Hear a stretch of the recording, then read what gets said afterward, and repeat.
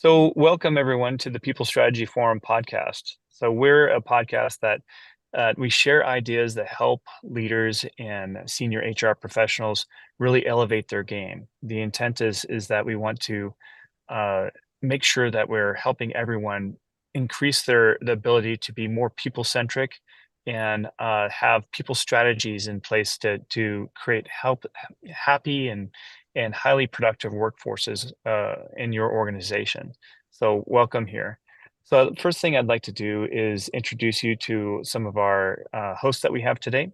We have Shar Miller. Shar Miller is a seasoned HR expert, and she joins us from a place where she has created a lot of small businesses herself, and so she can have that perspective of helping you understand the pressures of what it takes to be an entrepreneur, as well as her deep background as a chief people officer and major healthcare systems. So thanks, Shar, for being here with us.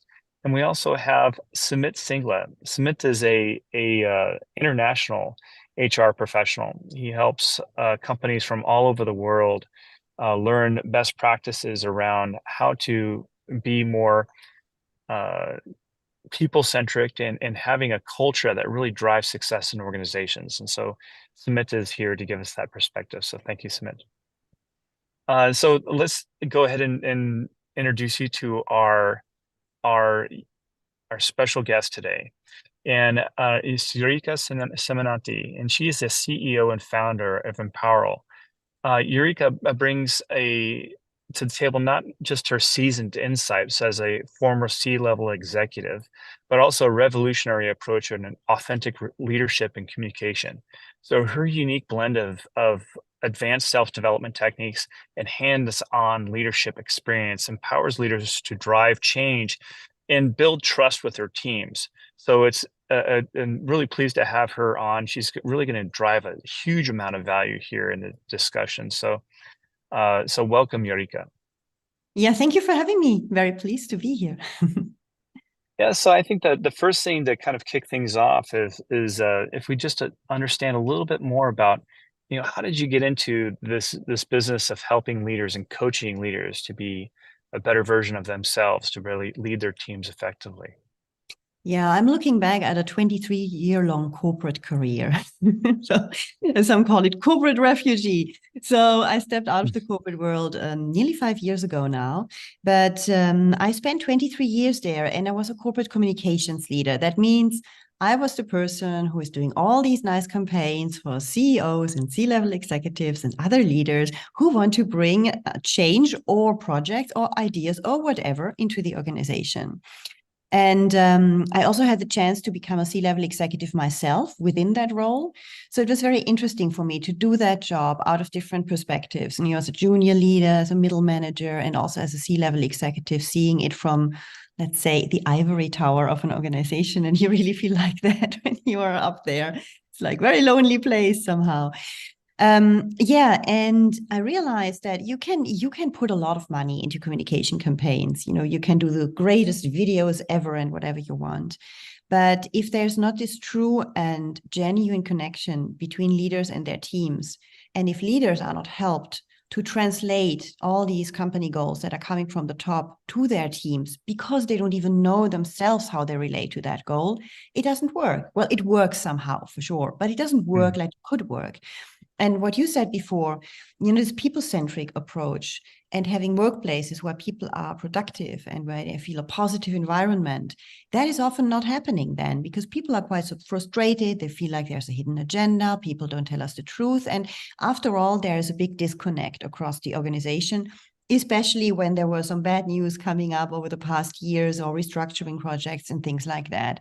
And this is how I came to shape my own business, because I thought I have to step out of the corporate world and come in with my own expertise, which is based on the one hand on my proper experience as a leader in organization and also as someone who is doing these campaigns, helping leaders to communicate. But on the other hand, helping leaders to better understand themselves. So the personal development side of things. I'm a transformative coach as well. And I'm combining these two perspectives and views and all the tools that result from that so that leaders better understand where they are coming from, how their relationship is with their goals, and so that they can then step into what I call authentic leadership and also help people to go across different projects with them, to follow them. For example, change is obviously the one thing that is happening all the time, all over the place, and which for many leaders is the most difficult thing to handle because it's all the time there, it's too much, it's overwhelming, and oftentimes they're not even embracing the change themselves. And that's where I step in and really help them then to create a relationship with it and to help their people to come on board with them.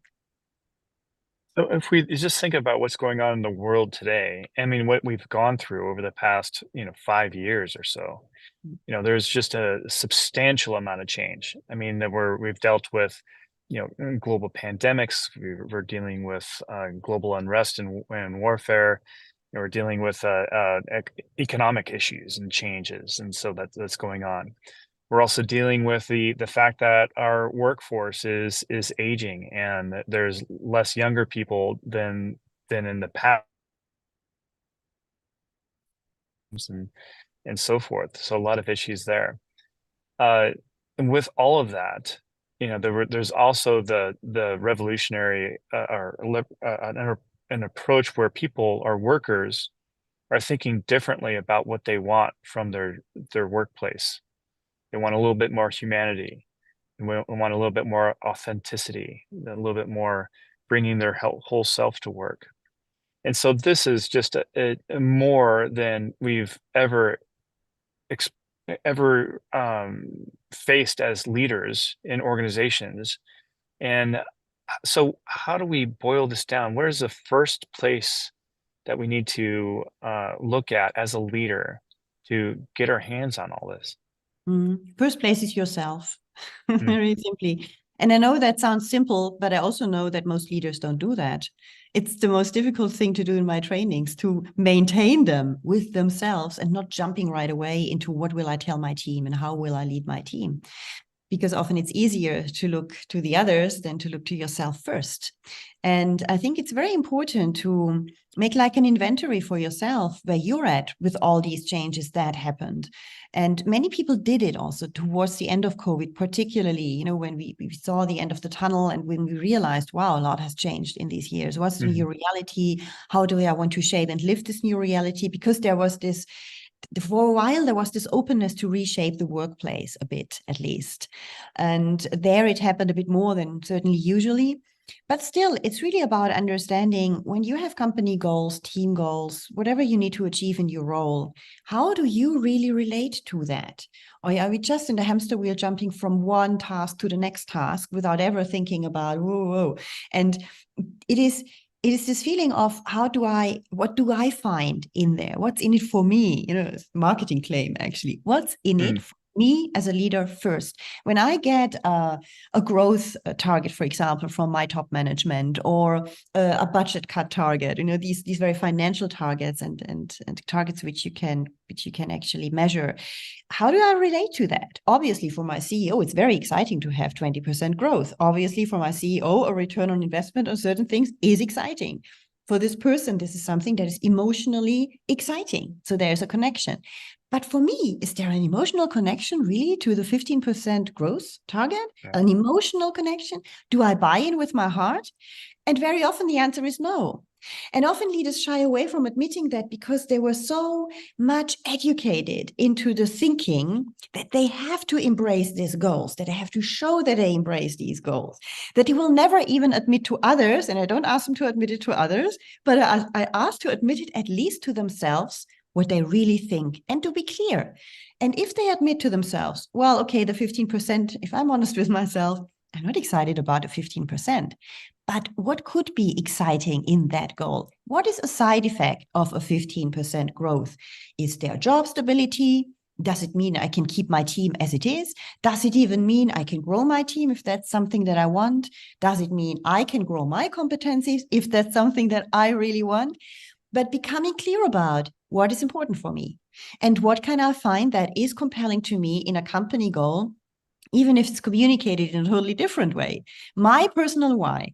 So you as a leader, you might have a personal why that is totally different from the official why that is communicated to you by your hierarchy. And that is the starting point. First of all, be really clear about your own motivations, because from there stems then the authenticity that you are actually convinced and that you convey a message in a way that is authentic because it's coming from your heart and it's not coming from an FAQ that you got from your senior leadership or your communications department. And I think there's the starting point where people really should take some time when something important happens, a shift in goals, a big change, really at least the big things, at least step back, take some time and really reflect on what is my position towards that? What's my point of departure as a leader? Be very clear on that. And then you can think about, okay, how do I bring my team on board for that now? Mm-hmm.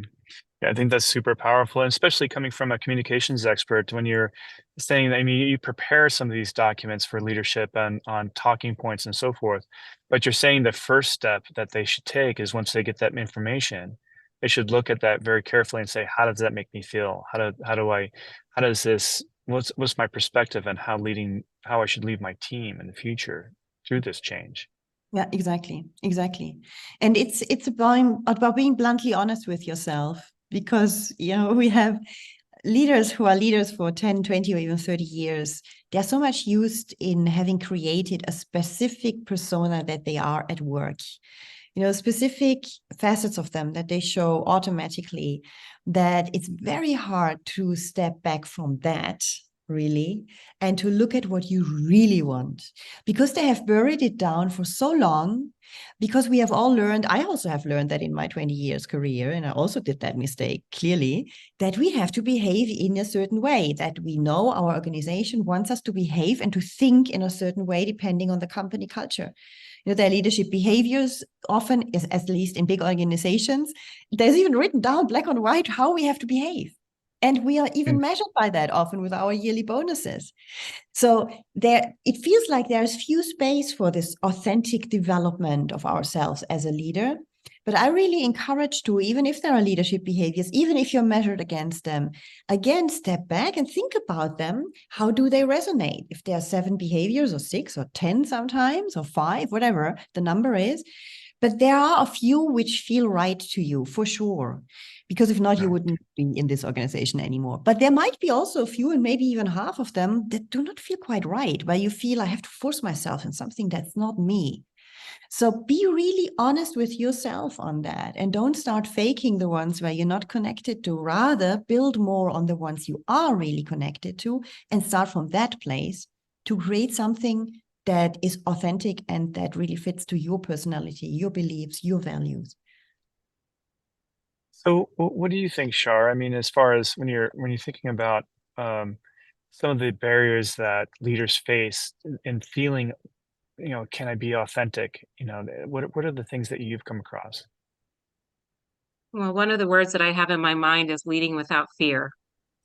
And because oftentimes as a leader, many, many goals, many, many expectations roll down from the executive team.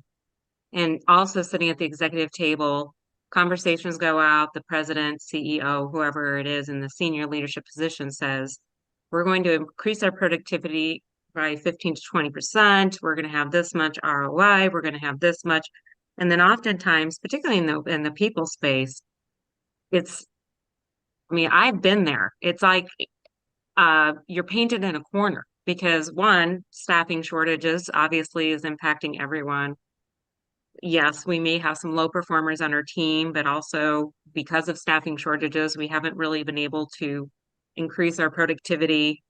And then resource issues, where we don't have the tools and resources from a Gallup perspective to really do our jobs effectively, such as IT and technology support and all of these other barriers with all the 1-800 numbers and everything else that we have to go bending over backwards. And so I do believe it's about believing in yourself, but I also feel it's also about being able to champion and speak up to your senior executive leadership team and say, I acknowledge these expectations and goals, but I also have to be very honest with you. These are our barriers to success. So how can we collaborate, work better together to address these issues? And I do believe that oftentimes in these executive meetings, if you have even an executive that's not seasoned enough to be able to speak up and really talk about the barriers, then you can believe in yourself. But if you're not on alignment with those goals, as you say, it's really going to set yourself, the team, and the organization up for failure.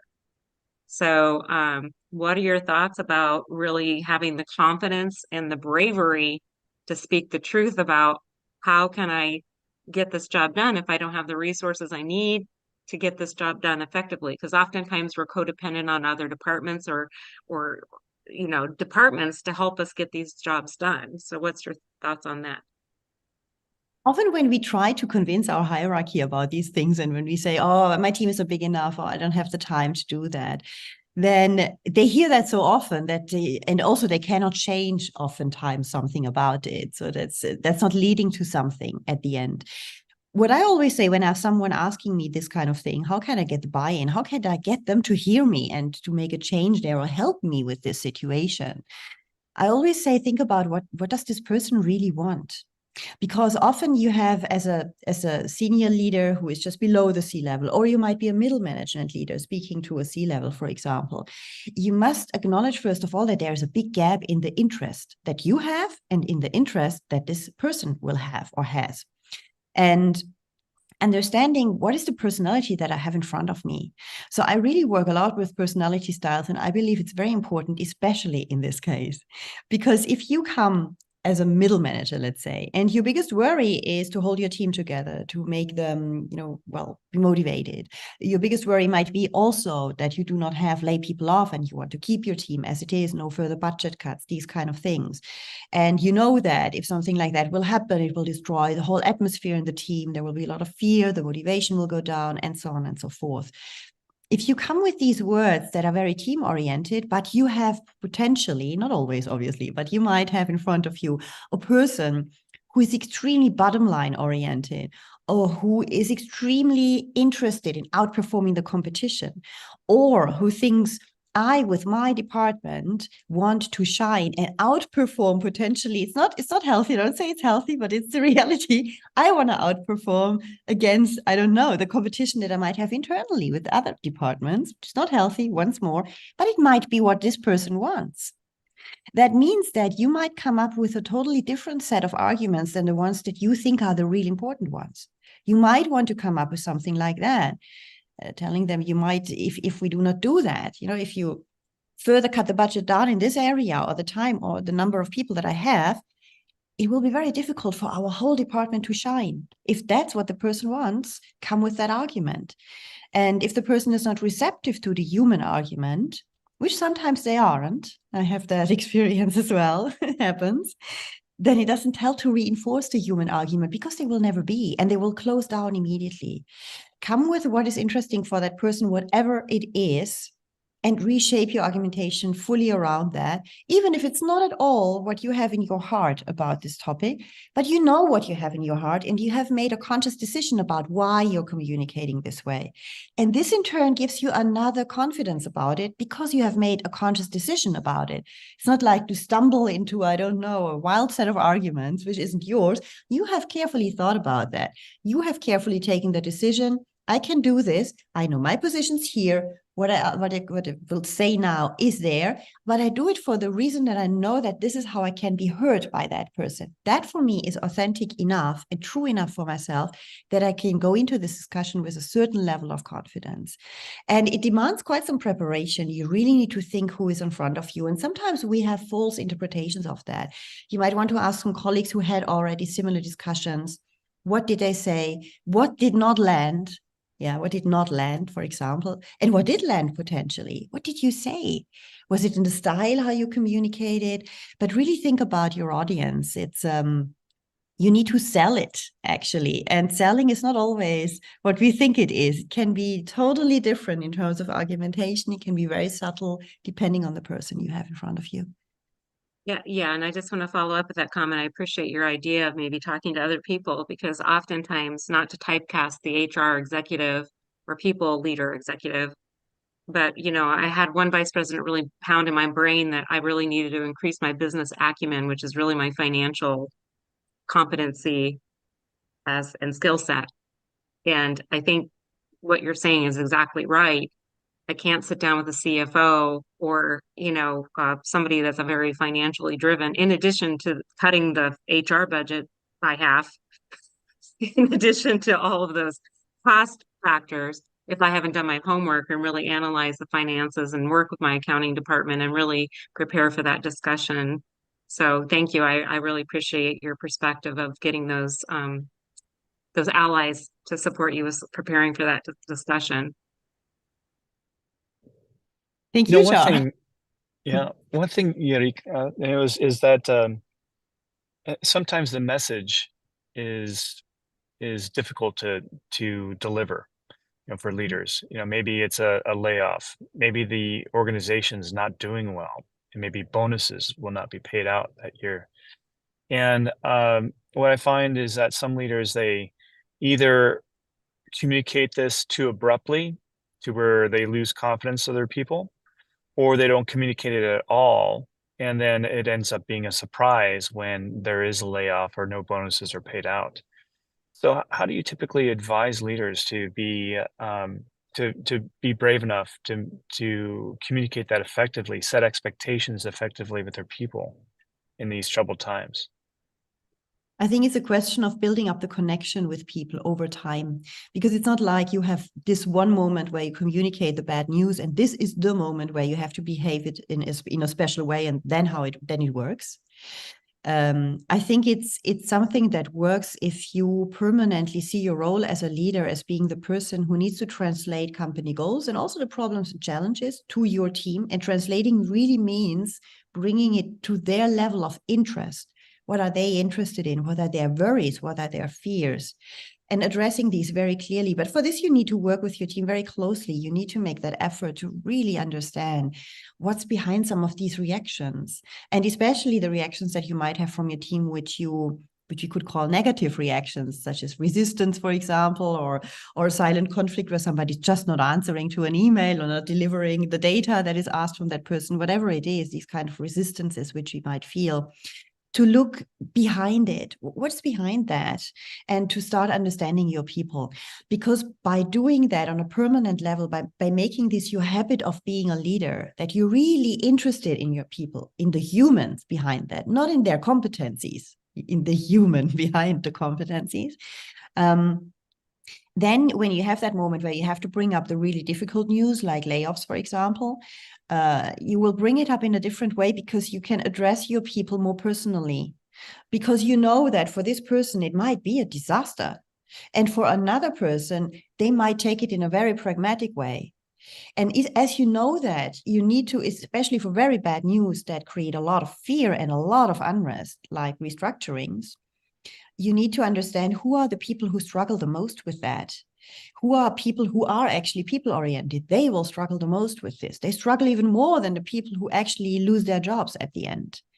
And that you know how to speak to them, and who you need to maybe take apart for a one-on-one discussion to just ask how they feel, if they're okay with it, if it works for them so far, if there's something you can do to help. And you need to make that effort. It's not something where you say, hey, I prepare a super presentation. These are my key messages. If I do it like that, everybody will embrace it. Easy going. It will never be like that.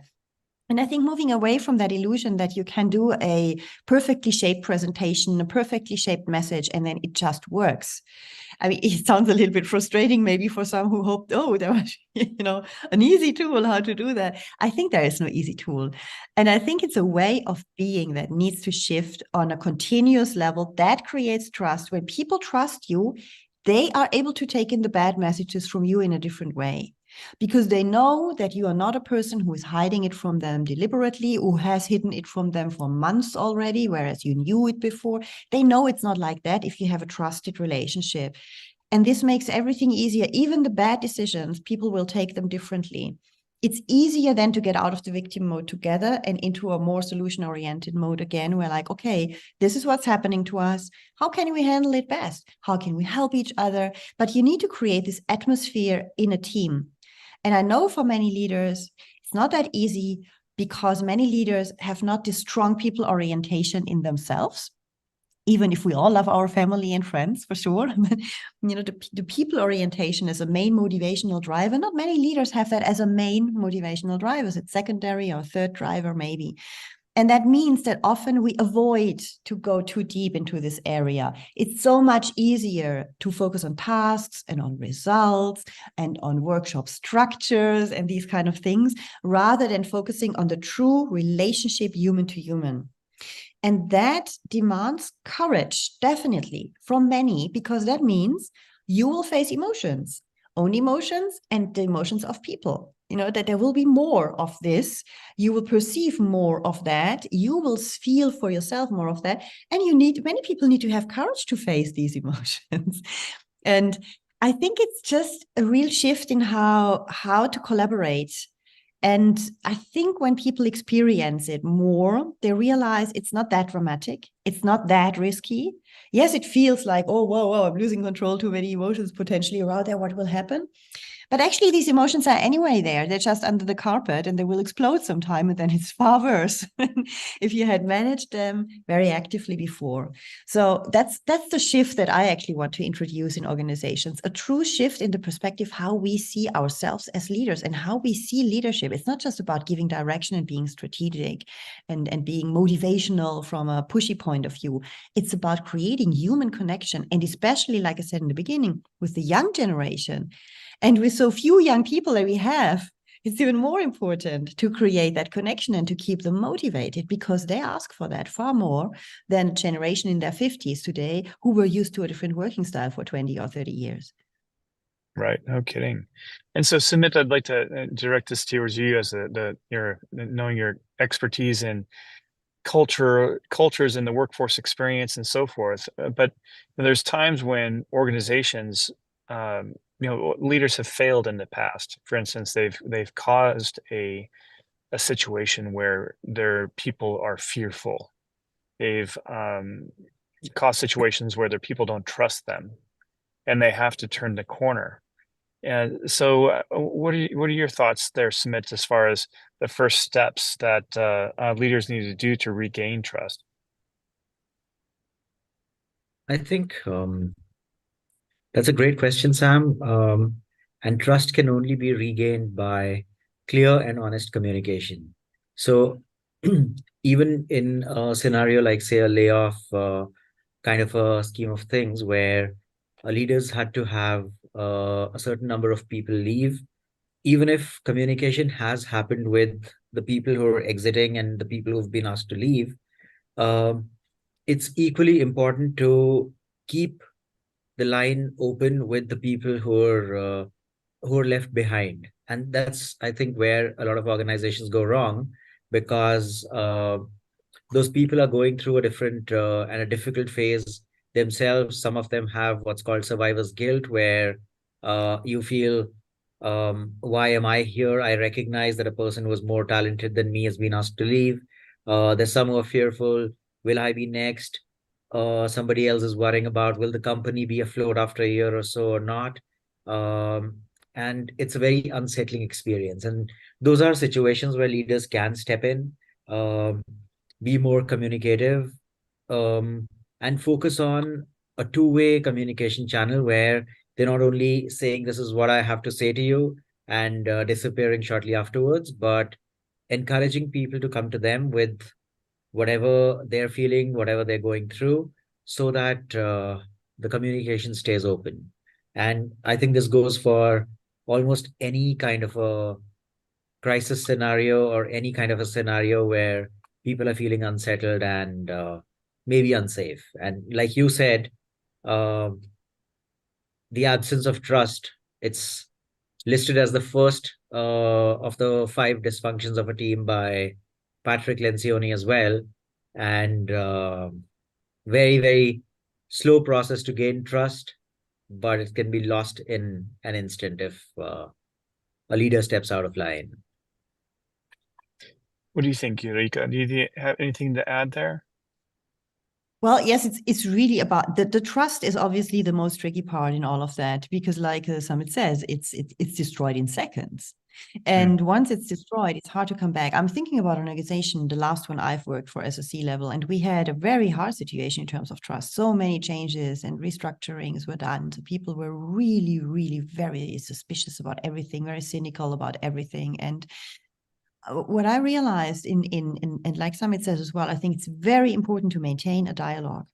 Because what I have seen in this situation, that some of the key leaders, as they were themselves very uncomfortable with what was happening and what they had, the decisions they had to carry through, they were kind of disappearing as much as possible. So it was very hard to bring them in front of people, and in a way where they could not control how the discussion will go, or even having a discussion. Because very often then they will hide behind just presenting something, having a town hall where they present, or even safer, create a video, because nobody will shout at you in this moment. Yeah, but there was no way of creating connection because they were themselves so uncomfortable with the situation. And instead of admitting that they were uncomfortable also on a human level with that situation, because it's hard to lay off people, they were rather hiding behind the financial reasons for that. And that's a huge mistake, because financial reasons don't speak to people, and they feel like this is the coldest topic you can have on this planet, actually. Whereas their hearts are touched. They are fearful. They have a lot of empathy maybe for their colleagues who lose their job. Like also Samit says, they feel guilty potentially because they have kept their role. I have seen people who kept their role who were suffering much more than some of those who lost it, because they had this very people-oriented profile and were suffering so much for the others. So it's really about creating this dialogue. And I think it's so important to just really show up. And when you have change, and especially painful change to manage, then as a leader, and the more senior you are, the more you need to show up as a human and be at the disposal of people that they can ask questions. And they will not do it if you do a town hall online with 2,000 people in it. Obviously, who wants to be exposed with a question? Yeah. Yeah. So you need to go, and that's in a communication topic, really go into different formats. How can people reach you in a different way? Can there be smaller groups that can be shaped where a discussion is possible at least? Can you help the leaders between you and these people so that they can handle this in a much more professional way, and that they feel safe as well in doing so? Because oftentimes we let them alone with it. They get also the news, and then here you go. And I think that's a big mistake. So the bigger the organizations, the more complicated it gets, for sure. The bigger you need to, the more you need to make plans. And the smaller it is, make yourself really available. Be a human being and ask how people feel, and not just pushing through the change at any price because you feel you have to do it, which is certainly a reality, because they also have people on the top, like investors, for example, or shareholders. But at the end, it's about being there as a human being. And I think this two-way dialogue is extremely important, even more today than ever before. Yeah, so the sense, Ulrike, you were saying is that you would expect and you would encourage leaders to not just have the huge town halls. They should be breaking it down to smaller groups so that people feel more comfortable voicing up and getting some real feedback from the workforce overall to build trust and encourage that relationship to navigate that change. Yeah, exactly. For example, I have an example which I recently discussed with someone when we spoke about a company who had a very painful change to go through. And the idea was, okay, they did a town hall for 10 minutes, input from the CEO, okay, but only 10 minutes, not half an hour, 10 minutes input from the CEO. It was face-to-face town hall. And they did this town hall in all the sites they had. So yes, that's an effort for sure. But then after the 10 minutes, they were pre-briefing the leaders who were in that site so that they take over from there. So that they had thought about and prepared together with some team members. So also team members were speaking. So immediately, it became a bottom-up exercise, because the team members and the teams were then saying, what does this mean for us as a team? How will we handle that? What's in it for us? What do we keep as well? Not only focusing on what we lose or what's the change, but also focusing what do we keep? What stays stable? That is also reassuring for people. And so this handover to them was very different from just up there having the very senior leader speaking in a town hall and doing a presentation. And at the same time, and I think that's a wonderful trick. I love that. I've done that in many organizations before as well. The senior leaders serve by giving the people food or something to drink. Yeah? They were walking around while the others were presenting like in a trade show, and they were serving ice cream or some orange juice or something that's appropriate in that place. And they were there that people could ask a question face to face, that they could say a word to the CEO, even if there were 2,000 people in that room. And there you have a difference, because then suddenly there is this connection, and suddenly the CEO is not that person up there who delivers corporate messages and financial messages mainly, which are in the reason for all of that, but a human being you can speak to, a human being where people were able then to express something. And for the CEO, it was very enriching too, obviously, because you will speak to people you will never get to speak to. And as it was very informal and very spontaneous, they just said what came to their mind. Some were people who are more outspoken than others, obviously have an advantage there, that's clear. But it was really interesting because it created a different level of connection. And suddenly the departure of this change or the launch of this change was perceived in a totally different way, because it was immediately very interactive, very collaborative, and the senior level leaders were very approachable. And that created a certain trust, yeah, because they came from really far away in terms of trust, at least a certain trust into, okay, this is maybe different this time. And maybe there's a chance that we can believe them, potentially. And then they carried that through the whole change. And I think this is also something which often does not happen. There's a huge launch event eventually, great, put a lot of effort and money into it, and we brief the leaders, but then that's it. And then we presume people have been informed, they understood, now they should just go with it. People don't. So you need to repeat this exercise 2 or 3 times, maybe a year. Yes, it's an effort, but it will pay off, because you will keep your good people. If not, the good people will leave first. Yeah, you will lay off people, the good people leave of fear that they will be the next ones, and so on. So it's really about investing. Do you want to invest in your people? Really? And that means investing in relationships, not just investing in the bonus system or in the salaries or something like that. Will you invest in the relationships with your people? And that is a totally different effort than investing into how we manage processes and tasks. And if we introduce a new digital system, for example, all of these things that are going on in organizations that we are used to.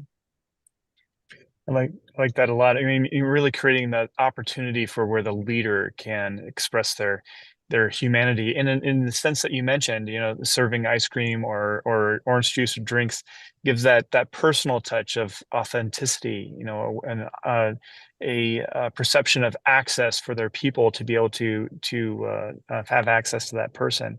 I think that's just an outstanding idea. So do you have any thoughts on that, Sumit? Other ideas as well? So I was thinking of it from the opposite end of the spectrum, where a leader thinks they're doing justice to, or they're showing their humanity, and it falls flat. Like, if you remember the hashtag crying CEO from a few months ago, where there's a CEO after conducting a round of layoffs, they went on video showing their tears and saying this is the lowest point of my career. And of course, they got a lot of criticism for it, because the accusation was that you've made this all about yourself. So while the person was trying to, in their own mind, they were doing the right thing by sharing a vulnerable moment and saying, it's not just as part of a strategic realignment of our priorities, we are having to let go of X% of our workforce. It was human, but it didn't come across that way. And incidentally, the person had been trying to outplace a lot of the workforce, and they had been using their personal network to find jobs for people who were getting laid off. But all of the good work was undone just by, I'd say, poor communication or a very bad communication strategy. So I think leaders need to watch out for that as well, on how their actions would be perceived. So even if you've got good intent, more than the intent, what's the impact is what matters. Yeah, I agree. I mean, it's a tricky one, obviously, this vulnerability area. And we know that Brené Brown has done wonderful work around this, and I think it's absolutely great. And at the same time, yes, it can have an opposite effect sometimes. It can have an opposite effect, for example, when a senior leader who is supposed to be the person who gives the direction during this change, whatever it is, and when the vulnerability is shown in a way where people get the impression, oh, he or she is not knowing at all what they're doing, actually, when they lose belief in their competencies. And I think when we speak about especially very senior leaders, usually they demonstrate a lot of their competencies and a lot of their power. They have rather the tendency to demonstrate that than demonstrating warmth and empathy. But I think it's a balance between these two areas, between warmth and between the competencies and the know-how that they have, that both needs to be shown. And the right balance needs to be there. Now, obviously, in an organization where people have so much mistrust towards the CEO, he can do or she can do whatever, it will not land probably. They will always find a reason why this is not okay. But at the end, most oftentimes there is an open door to something else. And it's about finding the right balance. Like you say, it's really about thinking, what is this communication strategy? And at the same time, it's hard to create a strategy without losing the authenticity.